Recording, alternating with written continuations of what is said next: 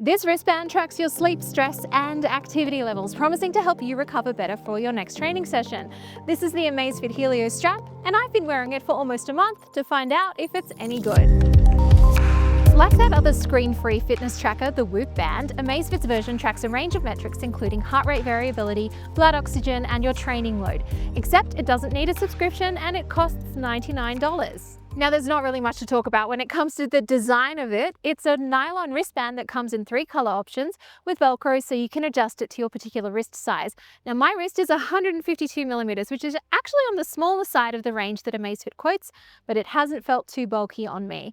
The tracker itself sits on the top of your wrist like so, and the idea is you'll wear it 24/7 to passively track your activity and sleep. Now, I'm not going to pretend that this feels invisible when I'm wearing it to bed, but compared to a bulkier smartwatch, it is relatively comfortable. There's no screen on this, so all of your interaction is done through the Zepp app, and this works pretty much the same on Android and iOS. The main thing you'll see when you open the app front and center is a score called BioCharge. This takes into account your overall activity, sleep, and stress levels to give you a rating, and every brand calls this something different. BioCharge is basically just Amazfit's equivalent of the Garmin Body Battery, Whoop's Recovery Score, or the Oura Ring's Readiness Score.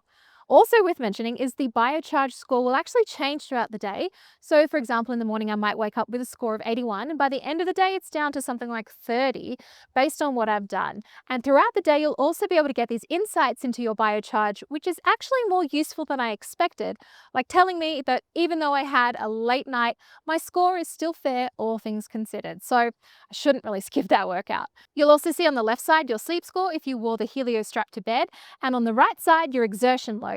And each is further broken down in these tabs within the app. Now, because this doesn't have a screen, you'll start all your workouts from within the app. There's 27 to choose from, and unlike wearing a smartwatch, you will need to take your phone with you to get GPS and route information for things like outdoor workouts, and to keep an eye on your stats for all the other workouts if you want. Also, one other thing to mention, this is water resistant, but there is no swimming workout type to choose from yet, at least, so it's probably not going to be the most useful for tracking your pool laps. For walking, runs, and rides specifically, I do keep forgetting to manually start my workouts, which is annoying because halfway through I realize I'm not actually actively tracking anything. Now, the Helio strap does have some automatic activity detection, but you do have to turn this on beforehand, and it's only going to kick in when it detects your heart rate is elevated over a period of time, and it will stop tracking as soon as you hit a heart rate in zone 1. So this means you may end up with lots of different activities broken up into chunks just like this. Some of these were actually me just doing chores around the house, and the others were part of an actual walk. Now, you can go in after the fact and edit the workout type, but it is kind of annoying, so I ended up turning off the auto detection altogether. I do like how you'll get daily suggestions of the intensity of a workout that you might want to try, plus a target heart rate zone and a set duration based on that BioCharge score. But unlike some trackers like Fitbit, you won't get specific workouts to follow, like say a yoga flow or a guided run and so on. You'll have to kind of work this out yourself. Amazfit also says that wearing this with another one of its devices, like say the Balance 2, will deliver more accurate data, including heart rate tracking. Now, realistically, I don't know who's going to be wearing 2 devices at a time during a workout, except for a wearables tester, say like me. But I think a more plausible scenario is if you wear a smartwatch during the day and switch to this at night or on rest days. I tested the Helio strap's heart rate sensor against a dedicated chest strap for a cardio-based activity, and as you can see, it did match up pretty well. If you are more on the serious athletic side and you really want something that's going to keep up, you might want to just think about wearing either a different smartwatch in conjunction with the Helio strap, or also, of course, a dedicated chest strap. You'll see here something called the Zepp Coach available in the app that creates a personalized training plan for you, except it only works with certain Amazfit devices, and you guessed it, not with the strap solo. And annoyingly, it currently looks like VO2 Max calculations aren't yet supported on the strap alone, so that might be yet another reason why you might want to have 2 Amazfit devices in your portfolio. Okay, let's talk sleep tracking, one of the other big focus areas of the Helio strap. Now, over the past few weeks, I've been comparing it to a number of other wearables, including the Apple Watch and the 8 Sleep on-bed tracker. And here's a quick comparison of how the strap stacks up. The strap consistently said that I got the most sleep out of all three and said I had very little awake time compared to the other devices. So if anything, I think it's a little bit too generous in giving me that nice sleep score in the 80s and sometimes in the 90s based on the results that I got from the other two devices.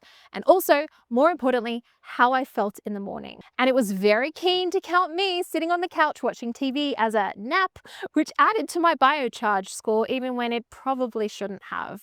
The other thing to mention is there is a vibration motor in the Helio strap, so you can set alarms on this, which will wake you up with a buzz on your wrist. But apart from alarms and using it to find the device, if you lose it around the house, the vibration motor doesn't do anything else. Like you can't get the strap to vibrate, for example, if you get a phone call. There's also a range of other health tracking options in the Zepp app, including stress tracking and skin temperature measured from the onboard sensor that will show variations from your baseline. There is also high and low heart rate alerts, breathing during sleep, low blood oxygen notifications, and these can all be turned on from the settings. You can also log food using the app, and it uses ChatGPT to analyze photos of your food to give you that macronutrient breakdown if you don't want to enter it all manually. But even if you're not actively checking the app and logging your food, you will get some helpful notifications on your phone when the strap notices something is a little bit off. For example, one day I got a ping saying I had a stressful day, so it suggested I do a meditation, then it automatically pulled one up for me, which was nice. And because AI is just the thing to do now, the Zepp app, of course, has its own take on it with something called Aura.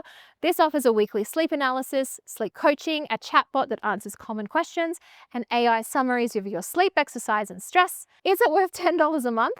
Well, I used the free trial, and I'm still on the fence for this.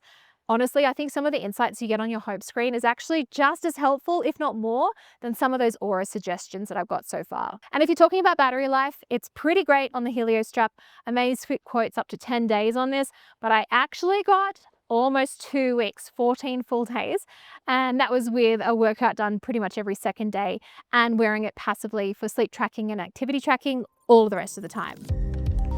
Now, Whoop has been pretty much the only option for a screen-free tracker for a long time. However, it's geared towards more serious athletes. In 2025, we are seeing a whole range of new screen-free bands, including the Helio strap, the Polar strap, which is coming later in the year, and Garmin just announced the Index Sleep Monitor.